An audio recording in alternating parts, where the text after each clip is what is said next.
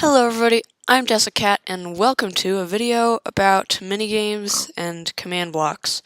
So I made a minigame. It's not a very good one, but I wanted to just have fun making it. And it's kind of similar to Pac-Man. If you look, like there's a maze, and then zombies spawn in this maze regularly, and your goal is to survive, and there are power-ups like this gold block that you can collect and stuff like that. And I had to use a lot of command blocks to make it work, and I wanted to kind of make a video showing you a few of the things I picked up while I made this minigame, because I learned a lot about command blocks while I was doing this, and so hopefully I can pass on a few of those tips to you, and you can use them. So we're going to start off by talking about this pig right here. This pig is kind of a randomness generator, I guess. You see, there are 4 different places you can spawn in the maze, and I wanted it to be random which one you spawned in. So eventually I figured out that I could put this pig on 4 pressure plates, and he will always be standing on one and only one of the pressure plates unless he's walking between the two. And so that there are pistons here, each with a block, and they will push the block when activated so that the redstone can connect to the command blocks, and so that means that the command blocks can only be activated when both the piston and the pressure plate that the redstone's connected to are activated.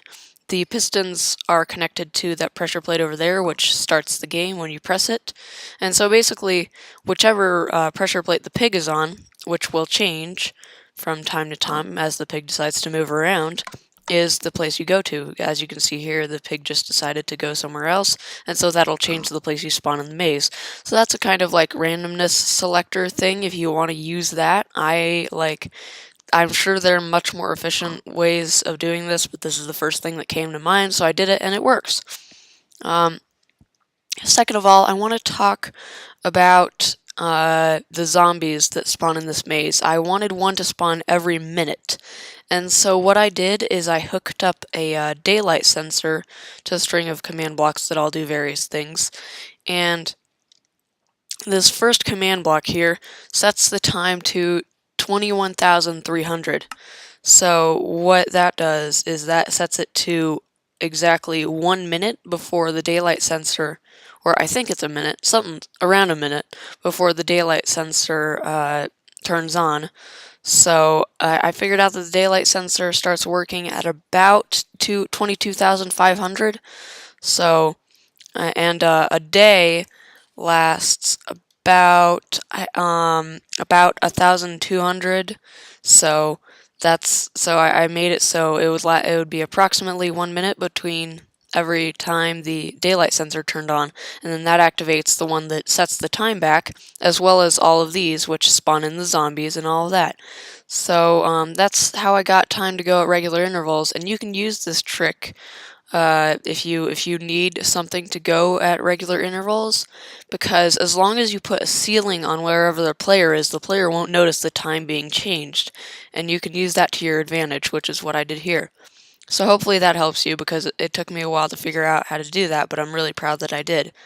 I just realized how short this video is going to be, but there's one more tip I wanted to share, which is the fact that when you're using command blocks, and you want them to be activated only once, what you can do is have one command block that places a redstone block next to another command block.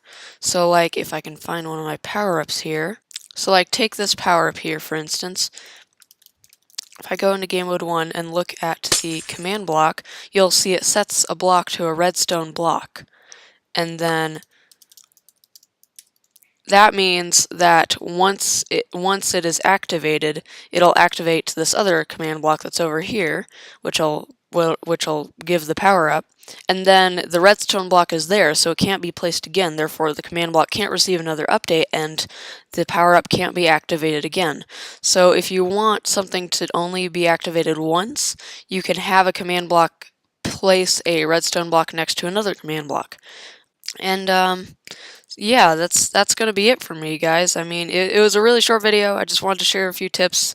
I'm sorry this video is late. I realize that. Like, it's just I was working on this all day. Well, not all day yesterday, but this took up all of my time yesterday, so I wasn't able to record this video. But yeah, that's gonna be it. So thanks for watching. Hope you learned something. Bye.